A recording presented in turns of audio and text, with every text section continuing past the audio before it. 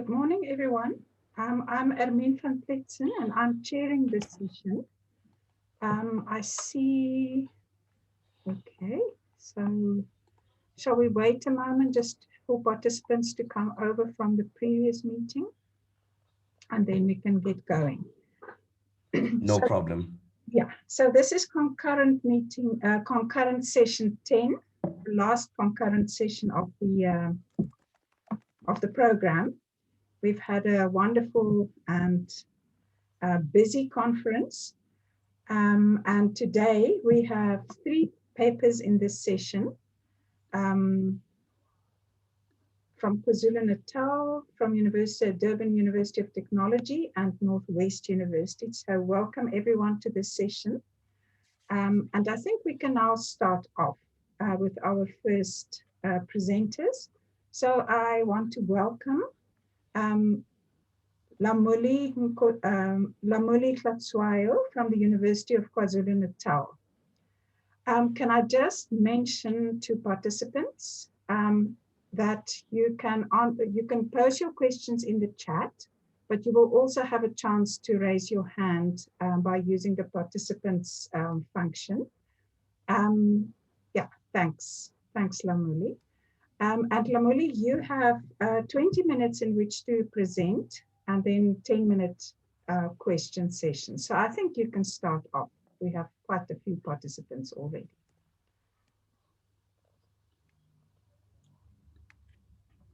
Okay, that's perfect. No, thank you so much, Emmanuel, for that lovely and very generous introduction. Good morning, colleagues, and I really do look forward to the critical engagements with you this morning.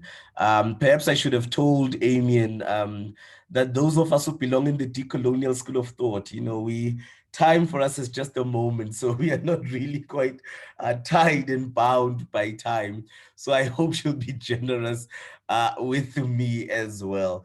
But I do know that I've got 20 minutes, so we really need to get started. I am Mlamuli Hlatshwayo.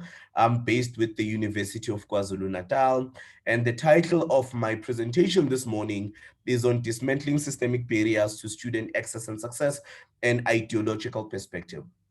And really, colleagues, my presentation is based on the critique and the philosophical assumptions and values, an argument that before we can think of data-driven practice, before we can think of programs of action and enacting them, and of course, speaking the University of Johannesburg, University of Pretoria, and the emergent discourse around the use of data analytics and the fourth industrial revolution to enhance, facilitate student access and success.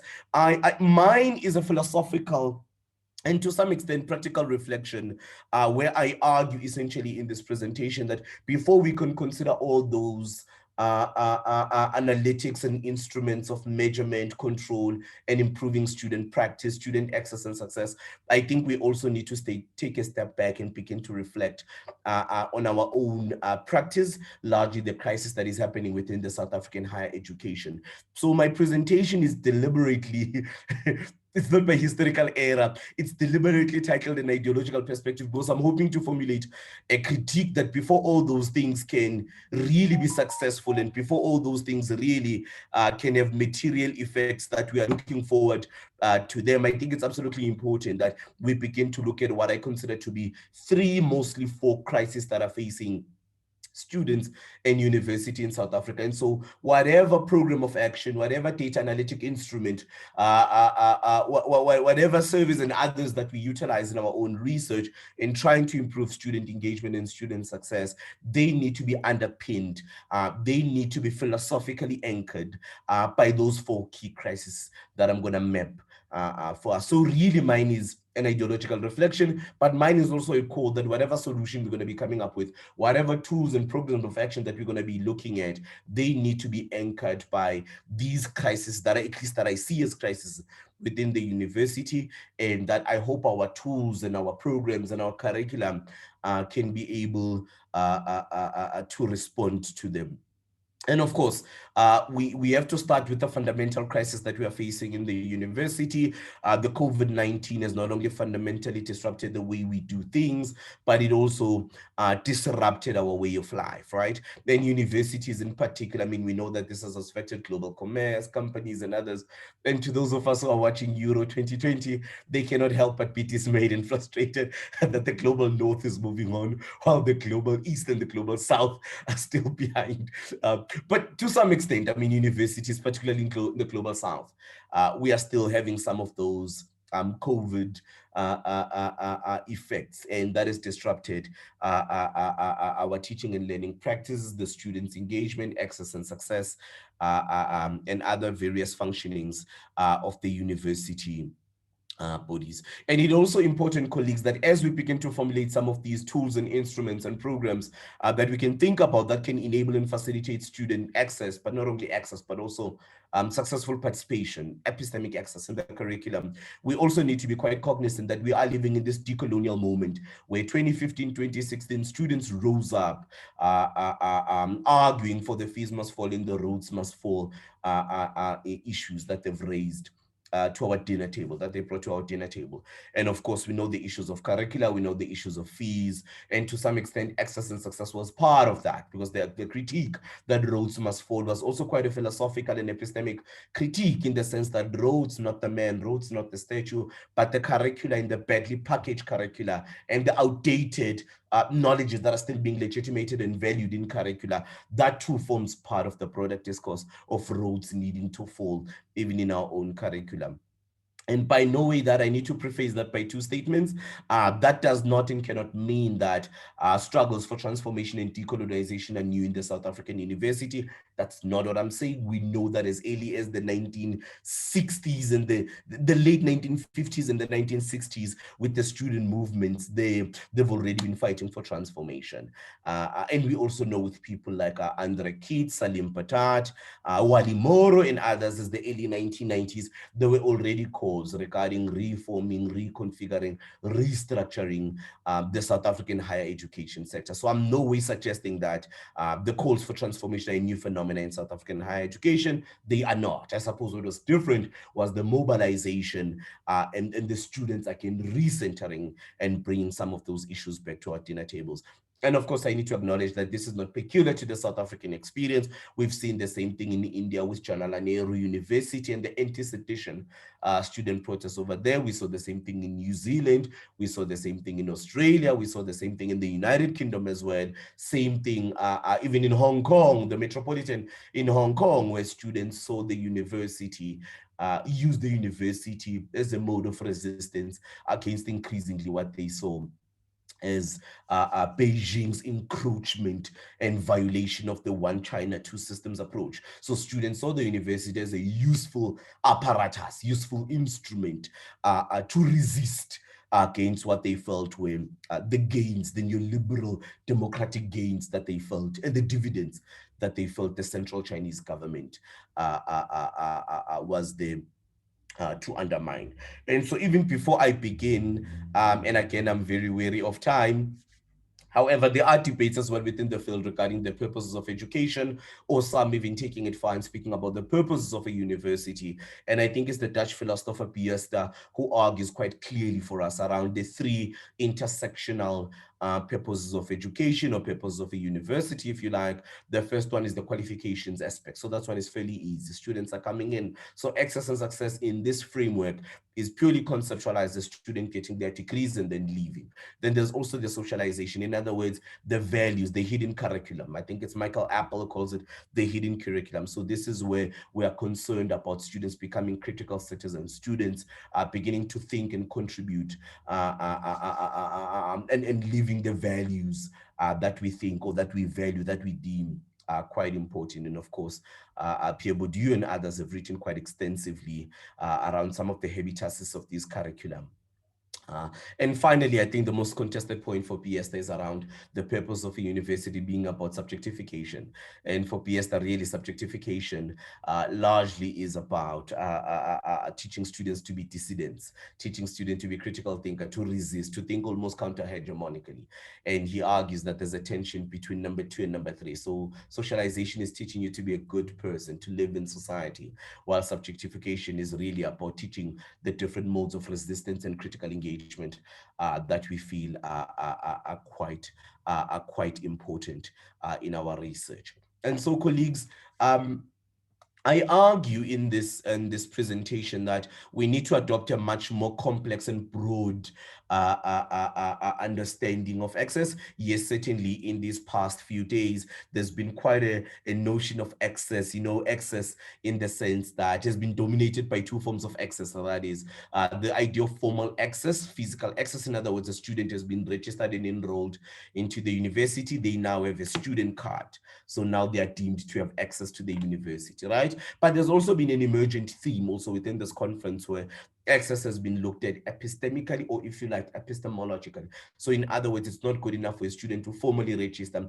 and get admitted to the university. It's also about student having access to the curriculum goods. In other words, the success component of this conference. There is no use for a student to come here then be excluded after 2 or 3 years, right? There needs to be better critical engagement, and we need to start thinking creatively around how we can create and devise programs and systems in place that could enable and facilitate students to be able to have access to the curriculum. But I'm also going to be arguing with you that we also need access at the level of understanding economic access. So those are the funding, the exclusion, and some of those other things. There's also the social access in terms of the social capital networks that Bourdieu, Putnam, Ronald Espart and others are continuing to writing about the importance of these social capital networks as not necessarily as important as the academic program itself, but certainly more important in allowing and enabling students to be able to negotiate their access and success at university. The final one, I'll be touching on it a little bit later, and this speaks to the decolonial cause. So as we formulate our program, I'm also going to be arguing with you that we also need to start thinking about the critique, particularly in historically white universities, as well as in research-intensive university, where Black students and progressive Black academics are still lamenting, are still reflecting on painful, traumatic, debilitating experiences of alienation, racism, institutional racism, structural racism, and feeling like they need to perform what it means to be an academic because they're not being recognized, they're not being valued, and others like that. So to what extent can we begin to respond to some of those crises, especially in relation to student access and success? Because certainly formal and physical access is important. Yes, the student is registered, but what about access to the curriculum goods? I think Maura called it the curriculum goods, but also economically in terms of the funding. I will be arguing a little bit later, part of this presentation, around the increasing funding and hunger and homelessness amongst our student population as well. What about social access as well, in terms of those social capital networks, mentoring, regimes of support that student needs, and of course cultural in terms of the epistemic racism, particularly within historically white universities, but also I think increasingly in the literature, we are seeing this in research intensive universities as well. And the theoretical lens, and the theoretical lens that I draw on is really from the Italian philosopher Antonio Gramsci, who argues upon what he calls the organic crisis. And really the organic crisis simply means the internal structural contradictions and frustrations that are happening in an organization, right? There's nothing that we can do. It's purely existential, and the organization needs to better reformulate itself, better respond to itself in its own practice. And really, this is what I spoke about earlier, the epistemic crisis, that's the knowledge crisis. How are we formulating and constructing our curricula? The economic barriers, I spoke about the hunger on campus, the teaching and learning barriers in terms of the teaching and learning practice that could enable students to be able to think critically. Colleagues, I'm not going to exhaust all of this, and I'm more than happy to share my PowerPoint and my paper as well. But when we speak about the epistemic barriers, colleagues, we are really speaking about the dead white men, the knowledges, and the dominance, the absolute dominance that the global north continue to occupy in our curricula. I'm arguing in this presentation that the dominance of the global north and refusing to recenter the global east or the global south, including some of the Caribbean nations as well, not including and recentering those indigenous knowledge systems as well, that too, I'm arguing, has some implications regarding student access and success. student being able to feel alienated by their own curriculum and not understanding the content that they are being that is being produced to them. The second one that I've already spoken about is the economic barriers, and largely this is the fact that the higher education sector is still profoundly and structurally shaped by the racialized logic of apartheid. And Salim Patat, University of South Africa, and others have already spoken about some of them, the NSFAS as a vehicle for the funding formula, and us needing to reimagine the funding formula from the side of the tier, but also the funding of the NSFAS itself. Although the funding seems to be increasing, it was not kept abreast with inflation. So as a result, some of our students are still being underfunded. Right, and so even though there are still those who are being funded for 350K and less than that, they're still the missing middle, and we still have proliferating rates of hunger and poverty and others. And we know from the Asinamali campaigns beginning of this year as well, where all those issues, historical clearing, the provision of postgraduate funding, all those things, including the laptops and stuff like that, they still are measures of contributing and frustrating to some extent the access and success that students continue to experience. The most important one, I suppose, for us in this session is the teaching and learning, right? And so during this period of the lockdown, the virtual learning and others, this is where we begin to see teaching and learning being really the dumping of curriculum material online and using that as pedagogy, right? So the university, the neoliberal university, continues to think it is business as usual, and it's about really salvaging the academic year. And of course, the obsession with this new normal, I argue in this paper, and the dumping of the curriculum material online, and not in a very well-structured critical engagement, making sure that those students from the township and rural areas still have access to curriculum, it results in a couple of challenges. And the first one is it reduces and collapses pedagogy to merely the uploading of curriculum material and the Zoomification of teaching and learning. And second, it forfeits the social justice agenda. There's nothing democratic about that entire exercise, especially when you know that your student demographic profile, they are, some of them are coming from the township and rural areas. Not to paint the student as inherently deficient, but it is important to recognize the kind of background that our students are coming from and to what extent our teaching and learning strategies can respond to that. So really, colleagues, the purpose of this presentation was to call for a pause, to call for a shift, to call for a reflection in how, before we can think about some of those smart technological innovations, some of those data-driven interventions and analytics in terms of monitoring the success and the access and success, I want to argue that whatever we formulate and conceptualize with one another, they need to be underpinned by and facilitated by the epistemic, the social, the cultural, as well as the economic crisis. Only if they can be underpinned and deeply embedded by those kinds of crises that we are currently facing in the university, can we begin to have real and material effects. And I think that also becomes a decolonial exercise in itself. Let me stop there, colleagues, for the sake of my safety. I could go longer, but I suspect I'm out of time. Thank you so much. Thank you, Mlamuli. I am out of breath for you. That was fantastic. Thank you so much. And I mean, you managed to cover a great deal of material, and very, very important material, which, as you say, sometimes we really need to take a step back and think about what goes before. I think we've all been pitched into this crisis, and it's meant sort of on the go action. Whereas we also need to take stock. So in the chat, I see a question from Megan Bam.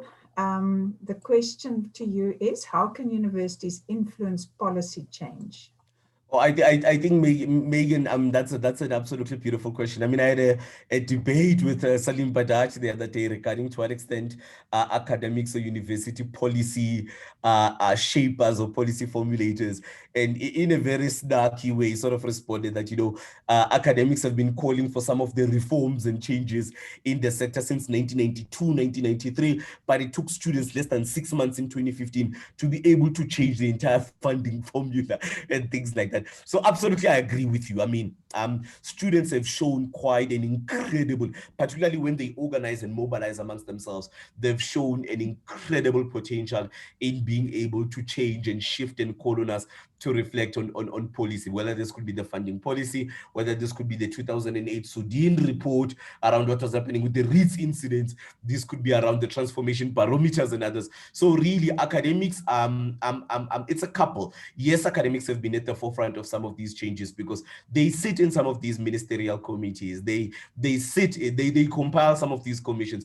And of course, academics are involved in what Bernstein has called the field of production, right? We get to write about and theorize and reflect on some of these things. But I think more recently, students have shown themselves that they're able to influence, particularly when they mobilize and organize through mass mobilization. They can certainly influence the government towards making specific policies.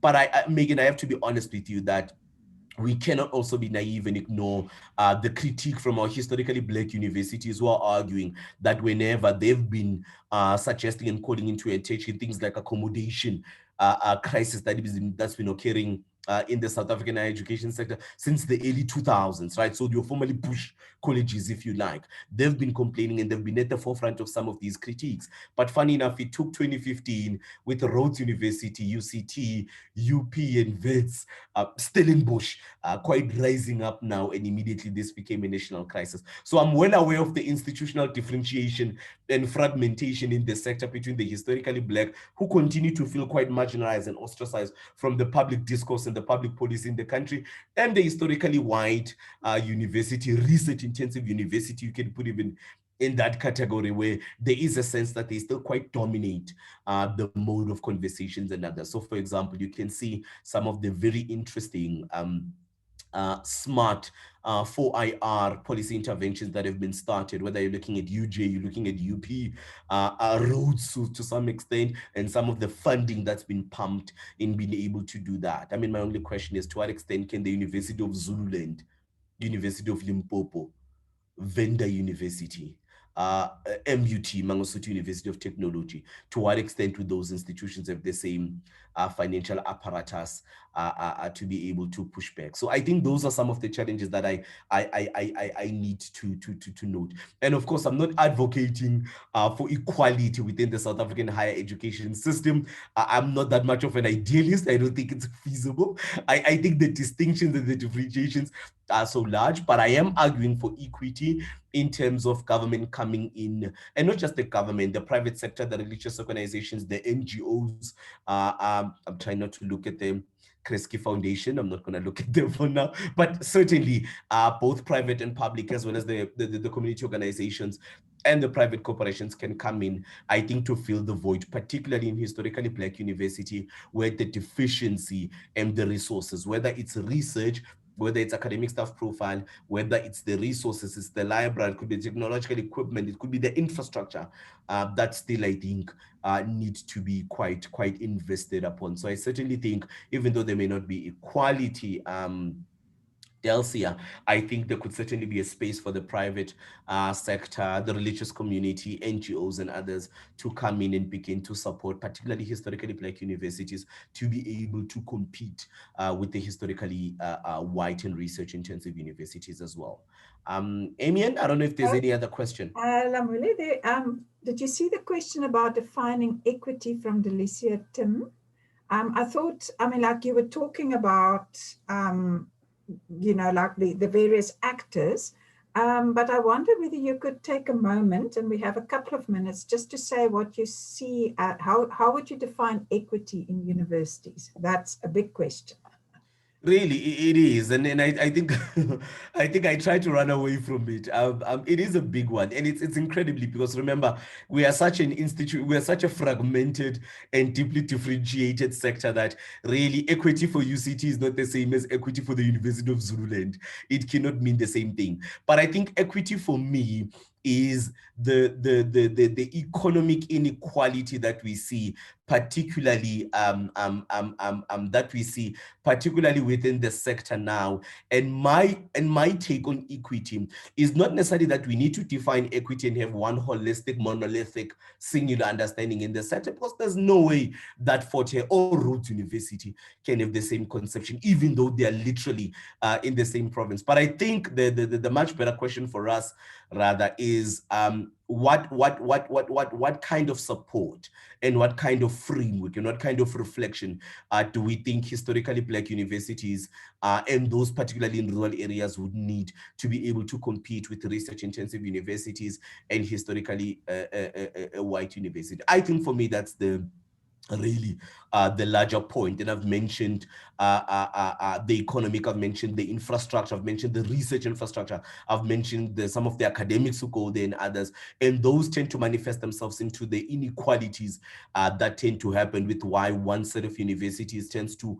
dominate and outrank the other sector. But of course, there's also issues of the historical legacy, apartheid, the alumni, world resource networks that continue to pump money at Stellenbosch and not so much at Fort Hare, not so much at MUT, not so much at Teflon. So I mean, it's all those things that are there for me, that I think it's really about looking at the research inequality, looking at the infrastructure inequality. Infrastructure could go from the teaching and learning infrastructure in terms of the lecture theaters, could go into the lecture library and the research as well that is in those universities, and making sure that government comes into the party to fill some of those inequities in terms of some of those gaps that are manifesting themselves in the sector, particularly in historically Black universities. Thank you so much, Mlamuli. Unfortunately, we've come to the end of your slot. And if we'd been in a face-to-face environment, I can imagine we could have had wonderful discussions. But absolutely, just as a sort of end note, you are working at the University of KwaZulu-Natal. It is quite a powerful university. I think maybe what we should do at universities is to reach out to each other and to start a conversation at staff level where we can combine forces the way students did. Absolutely. And actually formulate some stuff for ourselves. I mean, just to come back to Megan's question, how do we push back on policy from our position? So thank you very much. And I ask participants to join me in a round of applause for Mlamuli Hlatshwayo from University of KwaZulu-Natal. And we move on now to the next speakers on our next presentation on our schedule. It's by Hlanganani Shange and Brian Simelane from the Durban University of Technology. And they're going to talk about redesigning student support to address food security. Welcome, Hlanganani and Brian. We look forward to your presentation.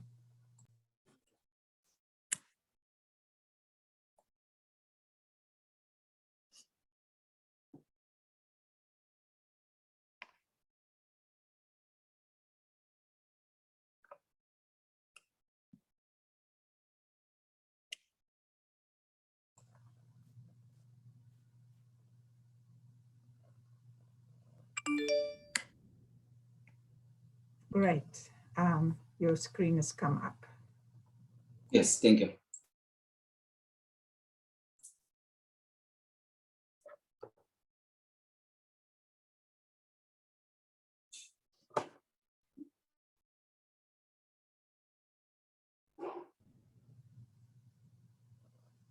And it's loading. Great. So if you could just put it onto the presentation mode. Great. Okay, thank you very much. And good morning, everyone. My name is Hlanganani Shange, a master's candidate in tourism and hospitality. I'm not going alone, I'm going with Mr. Brian Simelane, also a master's candidate in hospitality and tourism. We work as a residence advisor under Department of Children Housing in DUT, and we also been part of Green Campus Initiative previously during our undergrad studies. So we are here to conduct a presentation on redesigning student support to address food security through projects in the perspective of Durban University of Technology, one residence, one garden. So here is the outline of our project.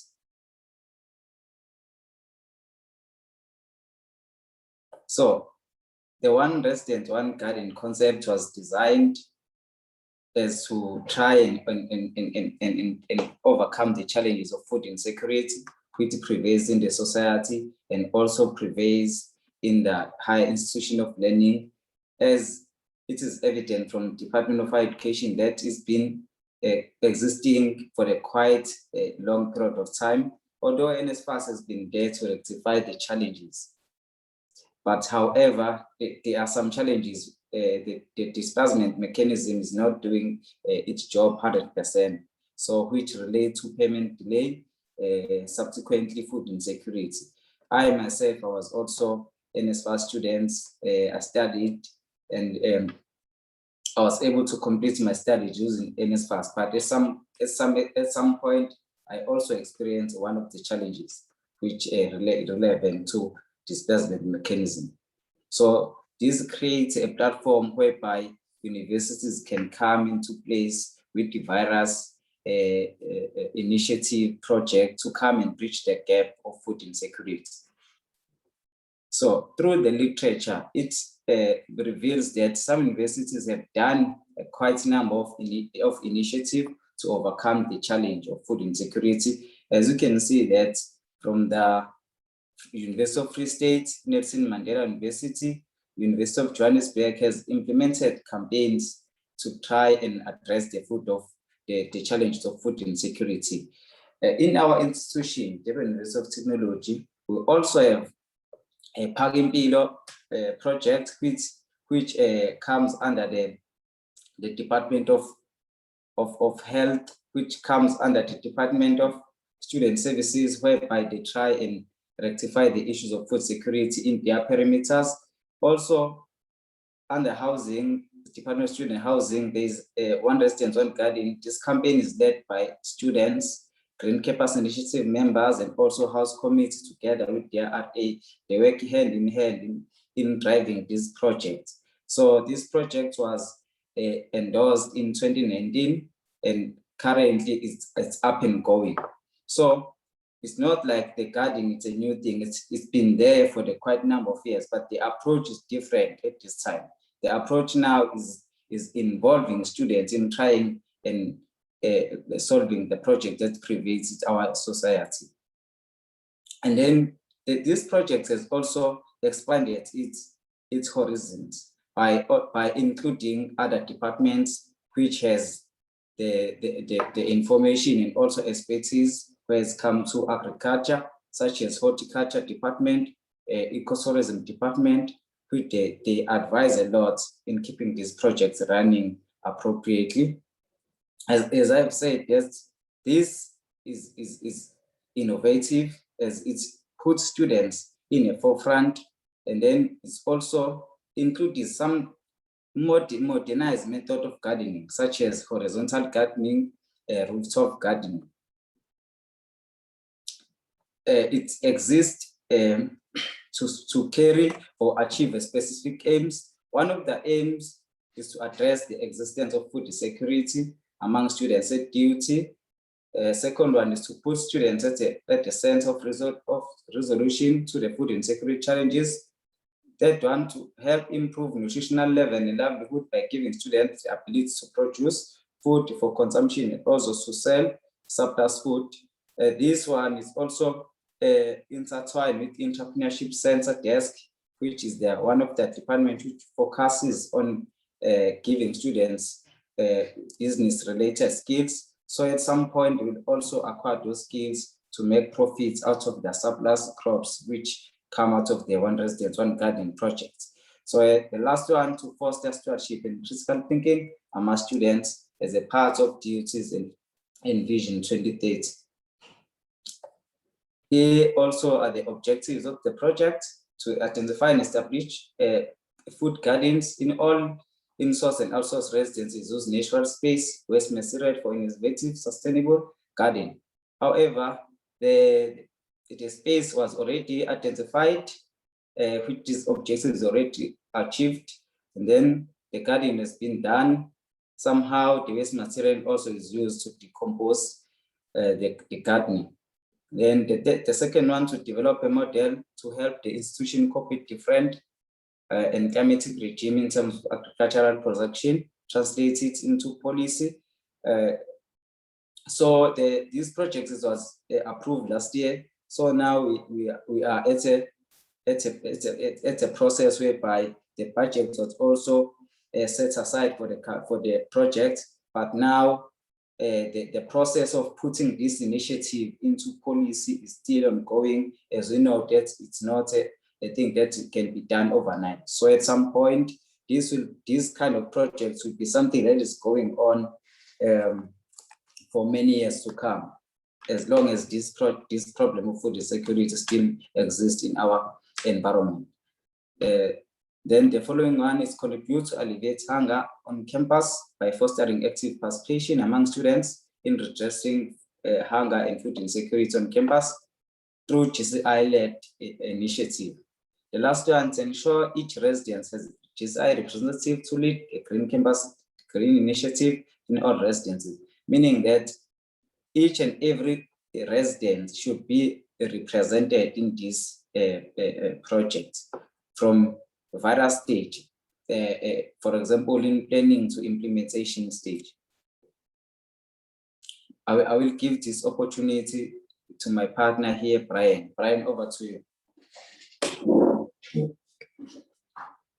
Thank you very much, everyone.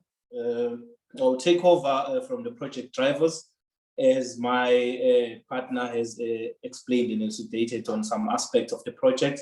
So this initiative is aligned with our DUT and Vision 2030, which is a strategic vision of DUT, which also talks about sustainability, green ecosystem stewardship, institutional culture, and these values. So this project is working towards ensuring that all these elements are embedded in the project going into 2030 using the vision. Prior to the implementation of this initiative, students are trained on the permaculture approach for innovative and sustainable gardening, using some experience from horticulture and also ecotourism, as they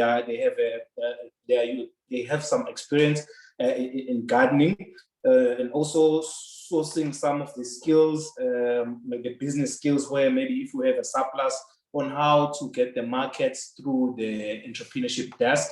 Also, the project is owned and coordinated by the Green Campus Initiative, Central Housing Committee, students, structures, and also the residence advisors, as they are the ones who live with the students in the residences. They are the ones to watch over the processes and the proceedings of the garden, to ensure that even if when the garden has some produce and the produce is ripe, how to distribute the produce.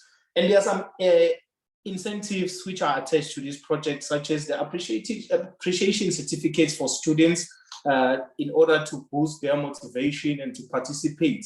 And also there are some t-shirts for representing branding and also marketing the initiative, so that it is well known within the university, and even for other students to join through some t-shirts which will be branded. Some of them are there, they are branded. So, but as it is an ongoing project, we will have more of the t-shirts as the budget kicks in. Also, some skills acquired. Some have acquired, and some will be joining with acquired skills such as farming skills, and also knowledge that could be transferred to local communities. As we know that in South Africa, there are rural communities. Mostly of our students come from the disadvantaged backgrounds, so they can take these skills back, although subsistence farming has been something that has been part of the rural communities in the past. But then now the paradigm has shifted. People have left gardens into buying, whereas now the economy is not friendly, so people should go back to the ancient times, where now farming is one of the priorities in order to curb the problem of food insecurity. So some of these students and also the drivers and leaders will be exposed to some seminars and conferences which talks to the green environment, like your climate change, and also food insecurity. So we saw some of those conferences and seminars and also workshops that talks about such, and then involve those students in such programs. These are some of the photos that illustrate the planning phase, where the students were at the forefront. They were throwing ideas. We were noting some of the things, although this is something that is ongoing, but we wanted students to feel as being part of the stakeholders in this project. They were the one to drive it, and then we are there as the guardians, so that even the distribution of the food take out that authority lead initiative. So it is led by students. These are some of the pictures. We have some student voices, or some of the things that were said by students who are involved in these guardians, because we have implemented quite a few due to COVID, which has inhibited us from going on, because 1 minute we're in level 1, when now the numbers are growing. We go back to level 3, where the university discouraged some gatherings. So, but then the students that have been part of this project have said what is written here. One of them, which is student A, have said that we've established this garden after noticing that a lot of students don't have enough food at rest to last them for a month. This garden is going to assist those students, and there will be a time where we'll allow students to take vegetables from the garden. So this is one of the students who is involved in the project. And the other students have also stated that as an organization, we have posted dialogue, because during COVID-19 lockdown, we couldn't meet and carry out our projects, which mainly need human interaction. We have to come up with ways to conduct our project. So although we're not permitted to go in the field together, the issue of social distancing, so the students constantly meet online, and then they had some dialogues on what to do, the innovative ways of doing it, and also ensuring that the policies there of ensuring that they observe the COVID-19 regulations. And then student B also had something to say in the last part there. And also continuing, this is also student C, who has been part and involved in the initiative, as quoted that these guardians will not only assist current students, but will also assist the next cohort of students that could potentially be affected by food insecurity. And all students should be engaged, not only GCI members, as this would be seen as a GCI initiative only, as it would chase away other students' participation. So we can even contribute to the resources and material needed if there is no budget, which now emphasize and also reference that if you put students at the forefront, willingly, they are motivated, they are even willing to go an extra mile and even take from their own pocket in order to see this initiative growing and also benefiting the students, as this is one of the crises that we have in the university. And although the project, as one of the students also said this, that although the project is in the implementation phase and it requires a lot of resources, budget is scarce, but it's a great initiative, as not all students can afford food. Having gardens is and will ask us from food, will take us from food insecurity. Sorry, there's some spelling mistakes there.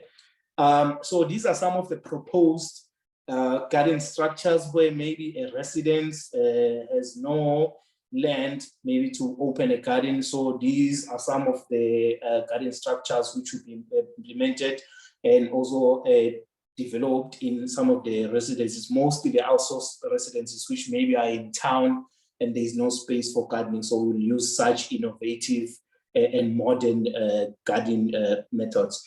So this is one of the food security project underway at DUT Steve Biko. It was started last year in 2020 in November. We're still getting some data from the RAs, as they are the ones who oversee the project. We're still getting them some data, as we also having had a clear data collection method, because we're still growing and we're still ensuring that we learn while we grow the project. This one occurred at DUT Midlands, Pietermaritzburg. The other one was in Durban. So it has been implemented this year. This one has been started this year, and it shows that the produce is growing. There's a picture that shows that the produce is growing, so a distribution method will take place soon as it runs. So although the project seems to be successful, there are challenges which are as follows. that while the program has some positive impacts, there are also challenges which are always embedded in projects like this. So one of these these challenges or problem is stigma. Some students, they don't want to participate in this one residence, one garden, because they're seen as poor and hungry. So there will be that stigma that anyone that is involved in these gardens because they are poor or they are hungry, whereas it is not. There are drivers there, there are GCI members, there are students who are part of the broader community of the university. So it is not someone who's hungry. And also some students elucidated a problem that queuing for food will be a problem, as it will be often seen by students as one of the most undignified experience and could tarnish their image, where maybe if you walk around on campus, they'll see, oh, see, this one is the one that is always queuing for food there. Maybe at home, the situation is not good. Even in class, they'll be throwing some words which are not good. So those are some of the comments from students during the planning phase.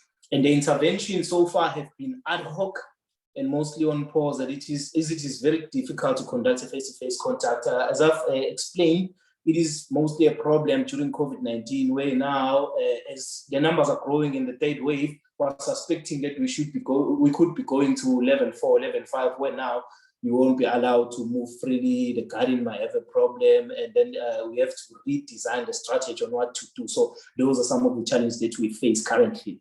And also more time and resources are spent on equipping drivers of the initiative with agricultural knowledge as their semi-skills. This one talks to the phase of the project where now we're still implementing it. So we're still learning and taking the skills from there and there. So it takes time for the project not to be implemented easily, because now we need to acquire those skills, because we're not expect, but then we want to drop in some people from horticulture, they are there. But if we had a department where now it talks to agricultural crop production, then we would have known that we've got experts, and then everything would have just run smoothly. And also the issue of budget is there, and resources, where sometimes we don't have enough resources. We're still planning on writing to some external organization and requiring some form of funding or donations. With some of the challenges explained, we've proposed solutions to these challenges on what can we do in order to overcome these challenges. One of the solutions for the contact engagement of the project includes ensuring that we adhere to COVID-19 regulations, including wearing of masks, use of hand sanitizer in gardens, keeping social distancing, and ensuring that the total of gatherings outside for contact activity is as it is advised by the president on the number for outside activities. And the distribution of gardens produce will be administered by residents in order to ensure that we don't fall into that trap when our students experience stigma or being victimized by being part of the project. So we want seniors like residents or drivers to administer this to ensure that there's confidentiality and anonymity of students benefiting from the project and residences in order to eliminate the issue of stigma. And also students will also be hosting campaigns that touch base on the issues around the stigma on food security projects. So we feel that if it is handled by students as their peers with those students maybe who might experience stigma, they will feel like, oh, they are part of us, they are also university students. Why do we feel like we're a different group that is seen as poor and hungry? We are one. So we want them to preach that verse, that they are one, they are part of the students, and they are part of the community, and they are also benefiting. That mostly those who will be involved will be the ones that are benefiting, in order to show that there is nothing that is attached to the project, such as stigma and also being seen as poor and also hungry. And also the drivers will write proposals to the Department of Agriculture, CETA, NYDA, and other funding agencies such as Duty Entrepreneurship Desk to acquire additional funding of the project, or also funding some of the surplus selling phase, where maybe there's a surplus from the gardens and students want to make money for the residents. So we'll ask these agencies maybe to assist in terms of getting the right business for the students, which could be an ongoing thing, and then there will be new students in that business running it every year.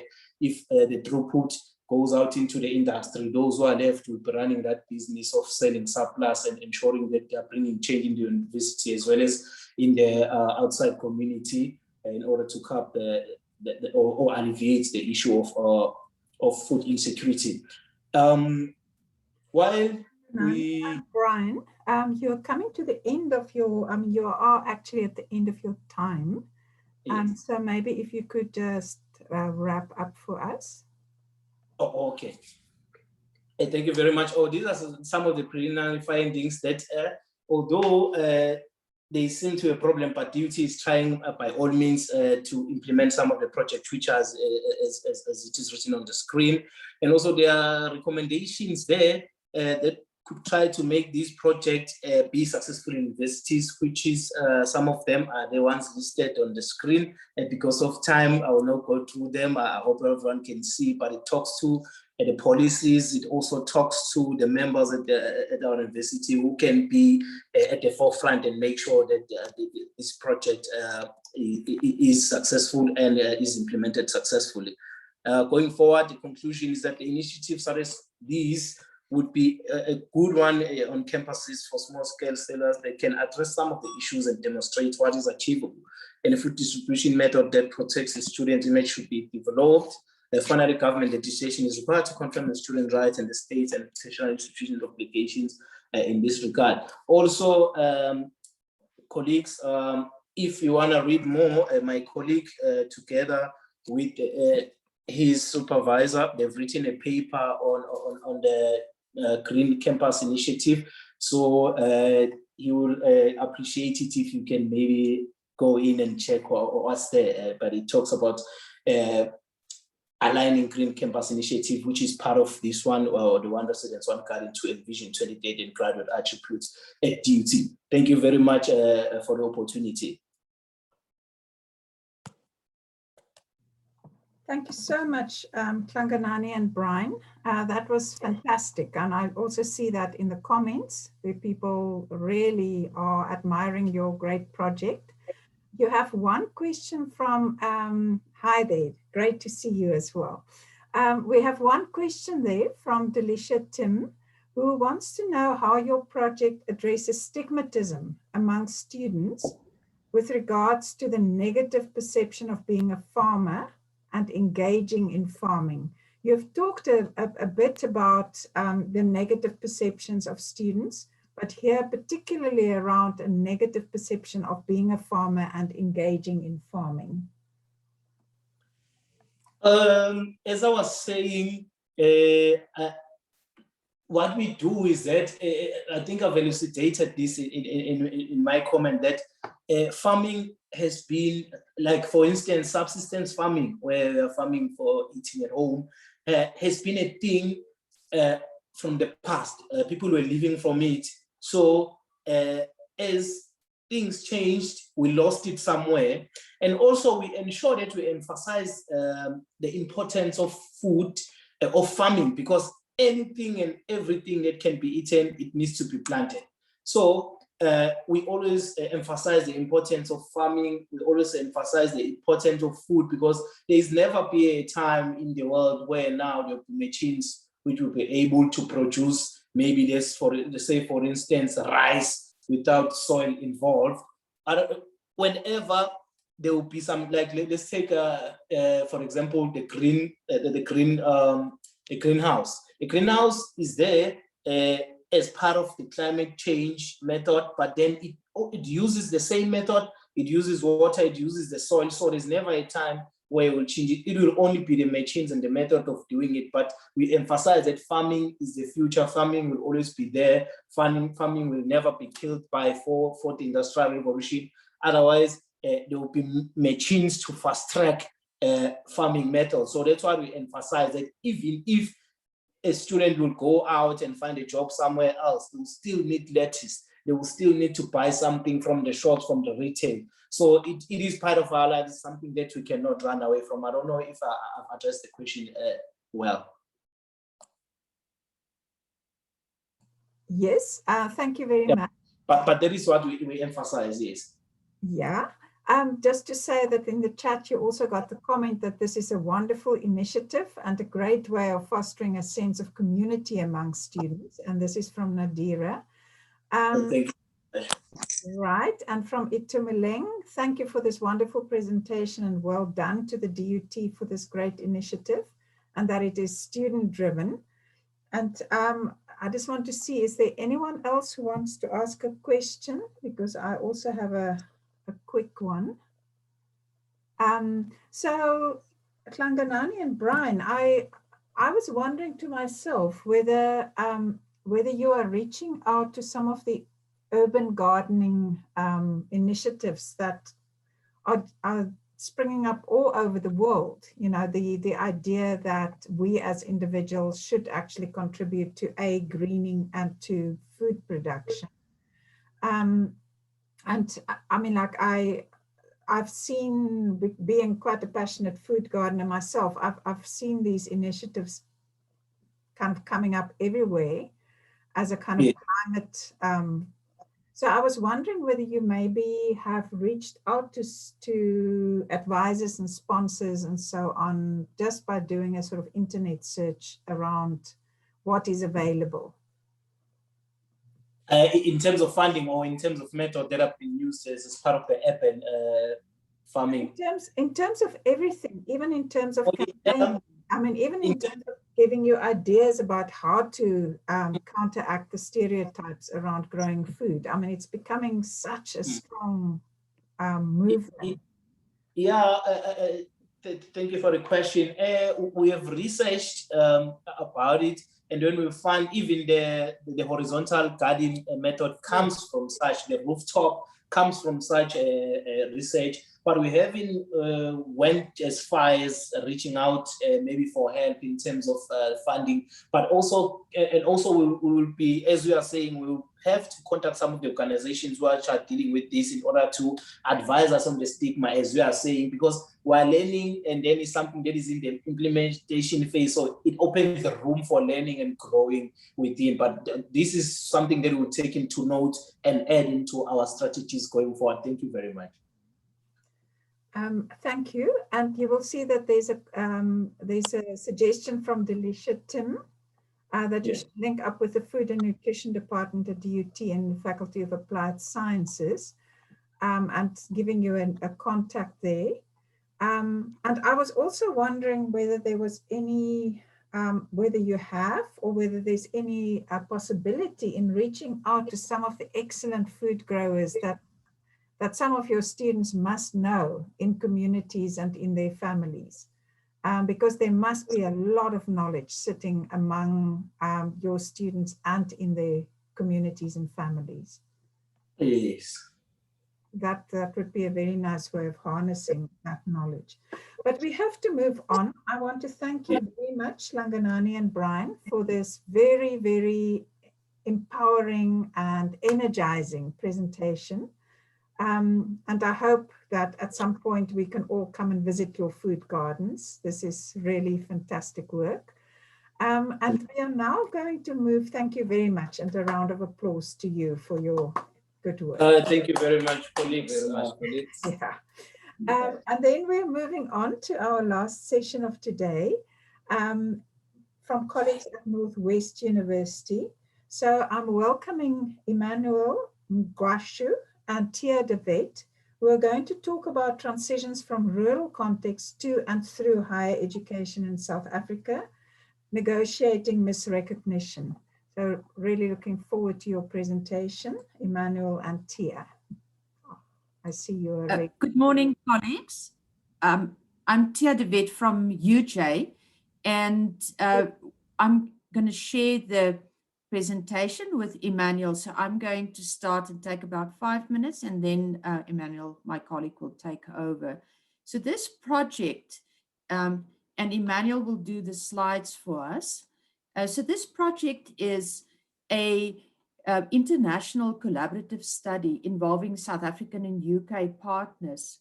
We investigated how students from rural contexts negotiated the transition to university and how prior cultural and educational experiences influence this path to higher education.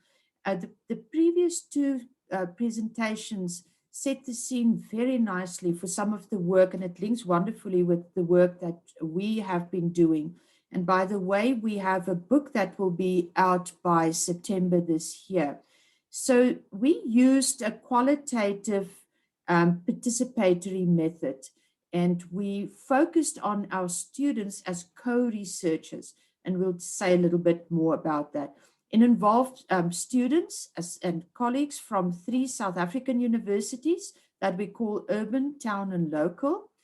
And just to briefly say that our findings demonstrated very nicely how family and community, including religious, study, self-help groups, influence students' transitions into higher education and their journey through university, and how their identities, agency, and sense of belonging were shaped by where they were from and their experiences at university.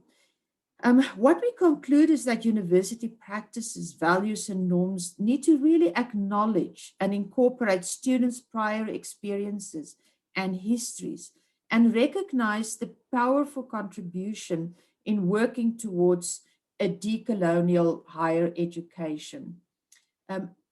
I don't need to tell South African colleagues that the higher education context, but we all know that we really struggle with the issue of equity, like the first speaker said, and we also struggled with biases that lecturers and students have, and internalized problems that students have when they come from rural areas. Our study really realized how slow transformation of the education system is and was since 1994. Fees Must Fall highlighted some of the issues and created opportunities for students and staff to openly question the curricula and approaches to teaching and learning for their un-African and colonial legacies. And our study really focused on that. And our student participants confirmed what we all actually know. We used a theoretical framework called Figured Worlds. Many of you are probably familiar with that. That's Holland's identity, that's stories, acts, and characters that make the world a cultural world. And we used that framework to analyze our data. It really allowed us to explore the influences of rural figured worlds upon the new worlds of higher education, and the wonderful improvisations that our students made. The methodology, just quickly to say that we worked from April to December 2017 collecting our data. 3 universities, as I said, participated. And at the end, we had 64 student participants. They were all second-year students in STEM or humanities faculties. They were all born in South Africa. Here and there, we had a student from Lesotho, Namibia, and Zimbabwe. All of the co-researchers were given iPads, and with that, they collected data. We met very frequently with them. They created digital artifacts that they curated and shared, drawings, maps, and so on. It was a really fantastic experience for all of us, for the students and for the researchers that were involved. The second phase involved interviews, in-depth interviews with academic and managers at the 3 universities that participated. What's interesting about our study is, without us specifically focusing on it, we actually discovered that the majority of our students, when I plotted their home addresses, came from the old Bantustans or homelands. And if you look at that map, it's quite remarkable. So you can see the one university, the one situated here in the north, orange. Most of our students were from, you can see the old northern areas. Then the two universities from the Eastern Cape, their students were mostly from there. And that created a sense of belonging, a particular type of belonging in our students. And I am going, we have wonderful data, so I'm encouraging you to look at our book when it's out in September. I'm going to hand over to Emmanuel to take us through the findings. Over to you, Emmanuel. Yes, thank you, Thea, and good morning, colleagues. It's a great privilege and opportunity to present this morning. So I'm just going to continue. Thanks, Thea. And also to clarify, Thea is from University of Johannesburg. I'm from Northwest University. The spirit of the project really, among many things, was to disrupt Durkheim's body-mind duality, the separation between knowledge and knowing, and the fact that once you get into a formal education space, however you have learned life and about life prior to arriving into the university or schooling for that matter, then you are starting a new life altogether, almost separating body from the mind. And so fundamentally, we are arguing, and the research has shown, this specific study, and of course many other studies, that that kind of approach to knowledge generation and transmission actually leads to an unintended misrecognition of a very particular experience that students bring into a formal learning context. In this instance, we were studying students from rural contexts. And we drew from Bernstein's work, Fraser's work, and many others. But for this particular presentation, I'm just going to focus on those two. Bernstein's concept of pedagogic rights in Western societies, rights having to do with access to and unexamined frames and concepts, and not appreciating the relationship between language and the world we see, and the fact that the language I speak reveals the world I see. And therefore, those two are actually reflecting on each other.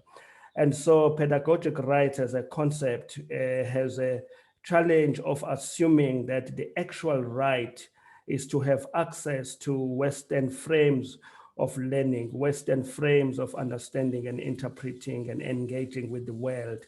And it comes again with the concept of epistemological access, without asking the question, access into whose epistemology, developed where, conceptualized by who, in which world, raised under which conditions.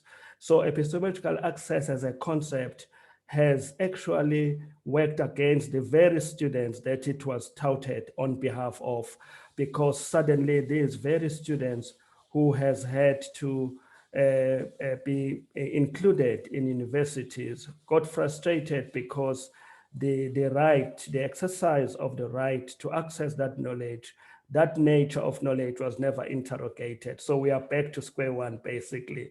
And so what it leads to in terms of Fraser's concept is abnormal rights.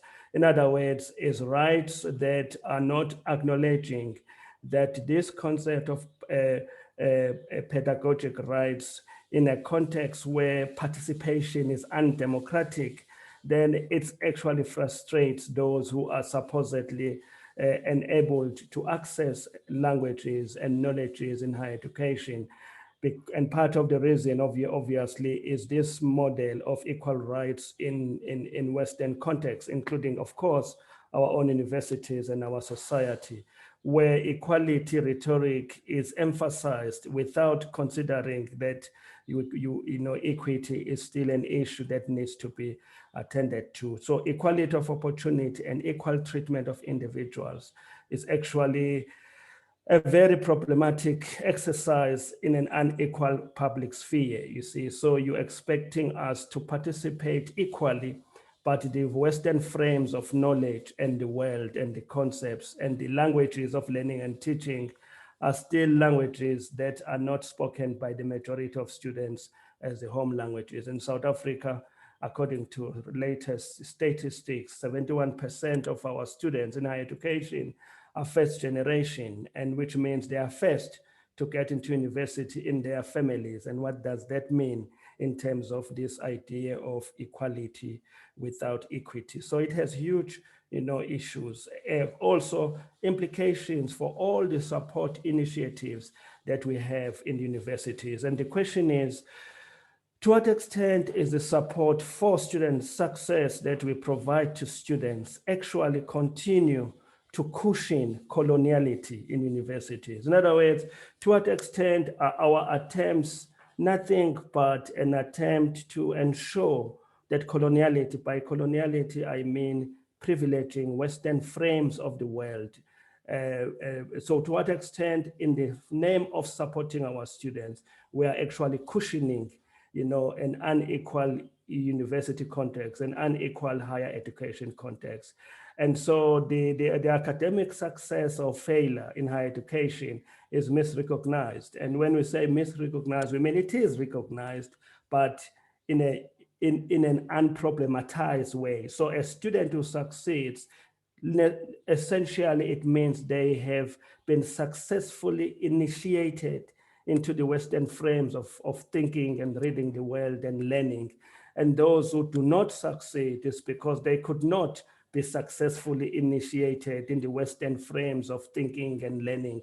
And so the question is, shouldn't we perhaps rethink our initiatives to actually, in a dignified way, begin to partner with mainstream disciplines on how to actually recognize, not misrecognize, but recognize practically in our curricular design, in our assessment, in our pedagogies, on recognize who is in our classrooms, so that the space becomes democratic as it is meant to be. For some reason, my thing has frozen here. I'm just going to continue. And so 5 minutes. 5 minutes is okay. I'm not sure when. I'm going to try again. Just give me a second. Apologies for that. I'm going to reshare again. I'm sure it's going to work.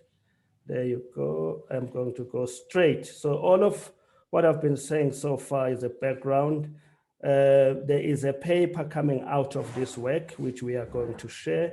I'm not really worried about all these appearances of delays. Right, so in these 5 minutes, I'm going to try very briefly to speak to what we call battling with misrecognition by students from rural contexts.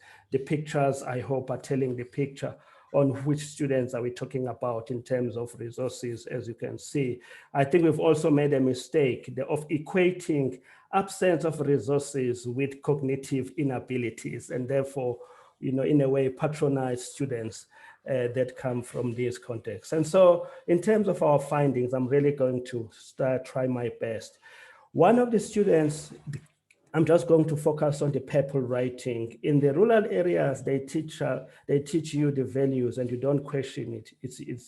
It's yes, amen, and no questioning. But at varsity, you are taught the opposite. Now, how does that impact on you? So the point basically in terms of these particular purple quotations is that formal education in rural contexts, communities on the one hand, and schools themselves, it's almost like schooling in rural contexts is a continuation of the relationships in society. So you respect the teachers to a point where you are unable even to say you did not understand. And so to what extent do our initiatives take care of this aspect? And to what extent are the mainstream academics made aware of these dynamics? The other student says this, that transition to university life socially wasn't that easy, but it was much simpler than the academic life. And so this particular student is demonstrating to us the extent to which the lecture halls and the tutorials and laboratories were quite alienating as opposed to the life in residencies. Why? Because in the residencies, there are students like this particular student who come from a rural area. But every time the time to come to go to the lecture hall came, it was really almost hating even to go to the lecture hall because of the extent of the alienation that this particular student was experiencing. This one example, I think, is positive. We had to assess the soil, but I was familiar with that thing because before at home, you know, when it is planting season, before we plant, we crop rotate. And so in this instance, the concept that the lecturer was trying to communicate in this science classroom was actually a concept that this student already had.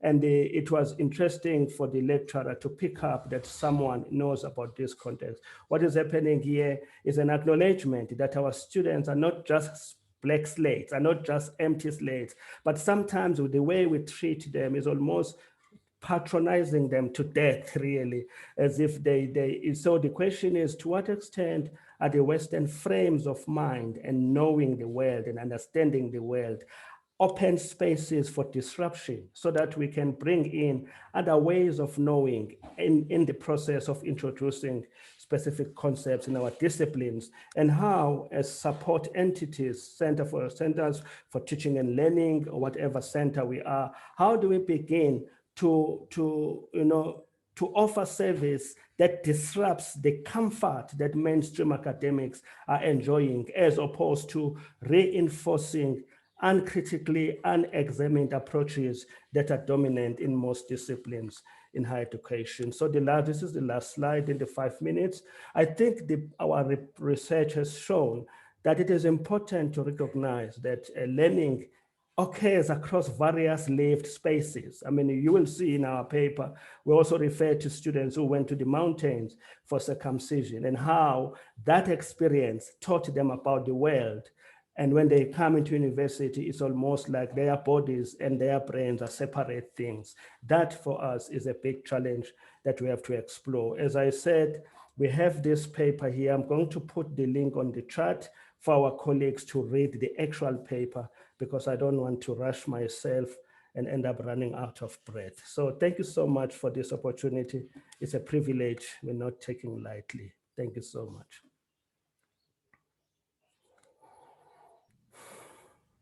Thank you very much, Emmanuel and Thea, for a really fascinating paper. I can see that you have a great deal of very, very rich data that you've collected in an innovative manner by using your students as fellow researchers. Colleagues, I would like you to pose your questions in the chat or just raise your hand if you have a question. At the moment, I do not see any hands.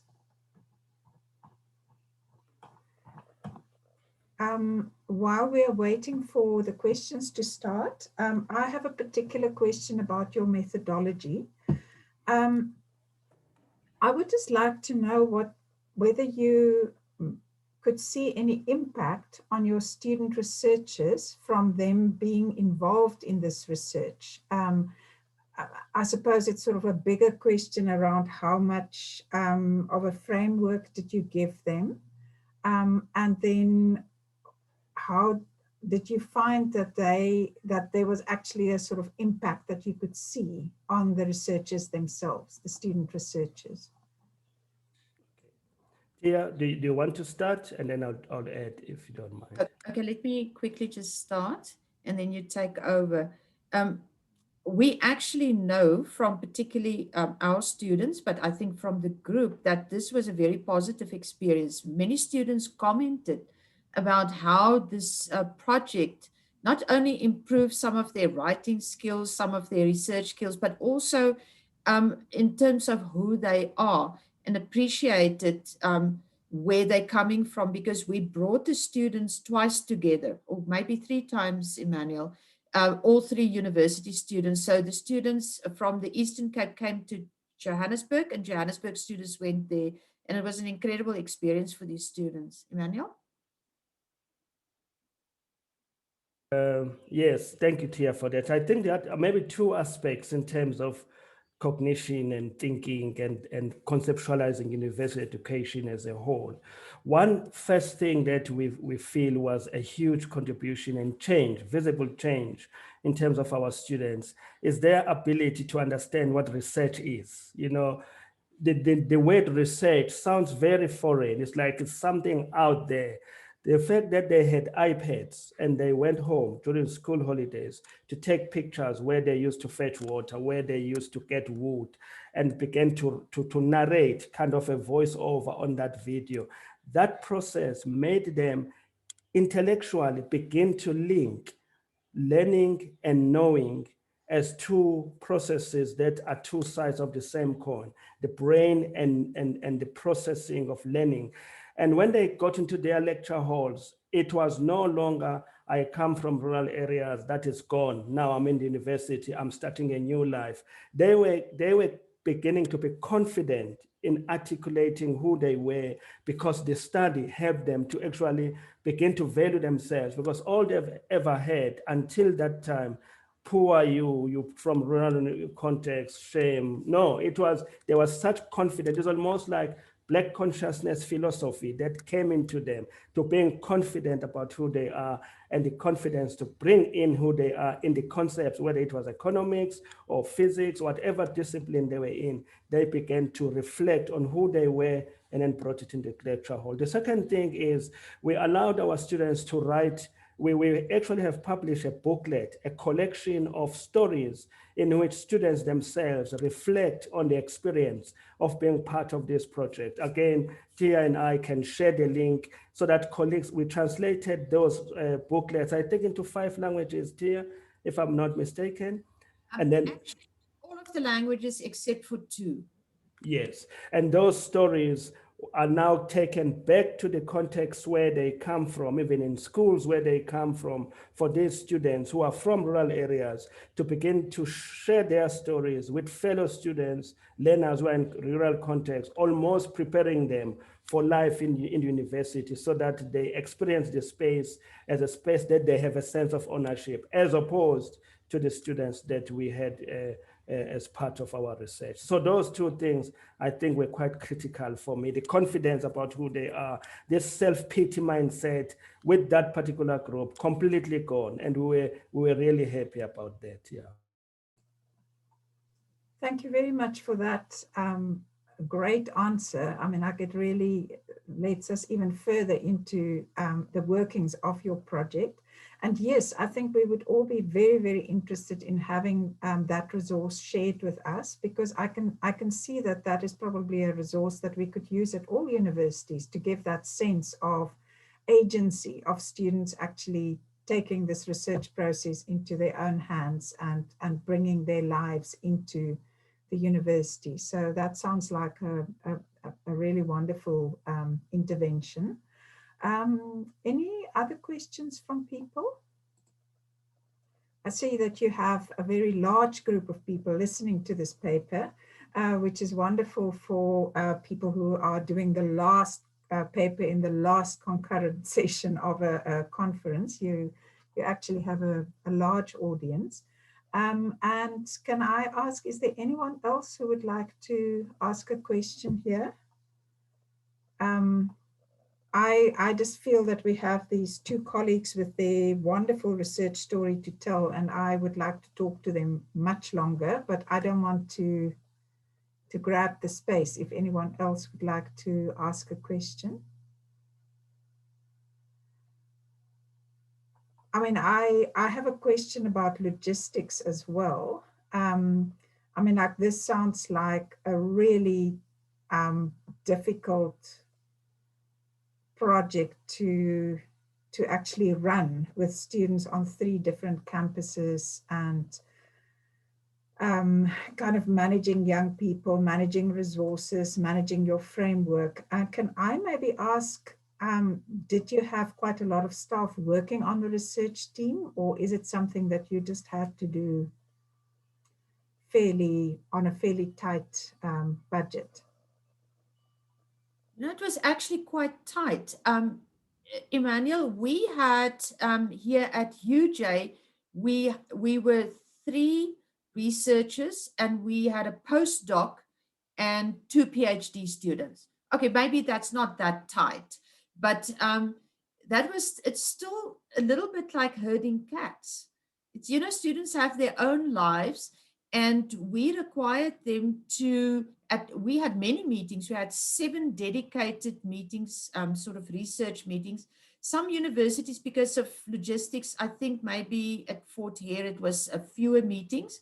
And you can tell us, Emmanuel, what you guys at Rhodes did at that time. But it was logistically, yeah, a challenge. It was. In fact, we had to send the iPads because we couldn't get them. This is a very simple thing, but we couldn't get them insured. So we paid somebody, so no courier would take them. So we actually sent a staff member here from Johannesburg to the Eastern Cape with the iPads. That's just a simple example. And we had to bring the students by bus here. Can you imagine? They needed to eat, sleep, and so on, and vice versa, also from Joburg to the Eastern Cape. That was quite a challenge. It was also funny because you work with young adults and they have their own minds. And so part of that is wanting to have joy. And so for example, Emmanuel, the money ran out that one weekend because they spent everything, the entire budget on one night. Yes. But it was a very pleasurable experience for me and for my colleagues. Okay, Emmanuel, over to you. Yes, we had a PhD student and master's student just to augment our team. And then it was myself and another colleague at Rhodes. So it was an associate professor and myself, and then PhD student and a master's student. And then the 5th person was an IT person who was really ensuring that the digital stories, we took them into the reading lab, you know, so that they can, so my computer lab, so that this IT person can start to assist students in converting their stories into photo voice and digital voice. But it was really exciting. And we had common meetings, 3, you know, one at UJ, another one at Rhodes, and then another one at Fort Hare, you know, all of them. And they developed, you know, the fact that they were from rural contexts and the fact that they were experiencing all their universities as alienating spaces. It was such a fascination for them. It just glued them together. So they became a family, you know, started really, really bonding in a manner that we didn't anticipate. They became a community. And if you read those stories that we referred to now, which Thea has just shared with you on that link, you will see how they spoke with one voice. But the fundamental message was, do not patronize us. Just because we come from under-resourced spaces, it does not mean we are under-resourced here. That's the first thing. The second thing was that the way we have grown, we are 18-year-olds, we are 19-year-olds, we are 24-year-olds. We are not dumb. Just understand that the ways through which we have learned the world cannot be separated from how we're supposed to learn your concepts in your discipline. Okay, your discipline seems to assume that the way we have learned the world is actually, you know, irrelevant. Bring the way we have learned the world. We will show you how much of your concepts we actually understand. But you make us feel like we do not know anything because of the frames that we are using. You're talking about what we know, but in foreign frames, you know. And so it was that example of a soul rotation was one of many examples where the concepts were actually already known by students, but academics tend to be so, what's the word, disinterested in who is in the lecture hall. They don't even know what these students already know. Yeah. Thank you very much, colleagues. And we have come to the end of this session. I just want to thank you very much and just mention to you that in the comments you have words such as from Carmelita, thank you for sharing your wonderful work. From Ida Meyer, very heartwarming work, would love to read the article. From Russell Davis, very interesting and thought-provoking, thank you. And from Elizabeth Ndofirepi, very interesting insights. Thank you also for sharing your article, the booklet, and giving us an insight into this very creative project, which I can see has actually taught you a lot as well, and that, that these students' agency has really spoken back to the institution and has, I mean, I'm really looking forward to reading your work. And I think we can all learn from what the students were saying in this piece of research. So thank you very much. We applaud your presentation and the research that sits behind that. And yeah, so we've come to the end of this session. I noticed that there was a question about where we can find the presentations from the conference in general. Siyaphumelela is really good at communicating with us afterwards. So I suggest that we just keep an eye open for where to access these presentations. But there are also contact details for particular presenters, and I'm sure that Emmanuel and Thea would be happy to communicate with participants in the room. Thank you, colleagues, and thank you all the presenters for a really rich and wonderful journey through a number of interventions at South African universities. Thank you all. Emmanuel, just post your email address also. Yes, that's great. Thank you. And then we are all returning to our last session. That's right. Thanks, everyone, and goodbye. Bye.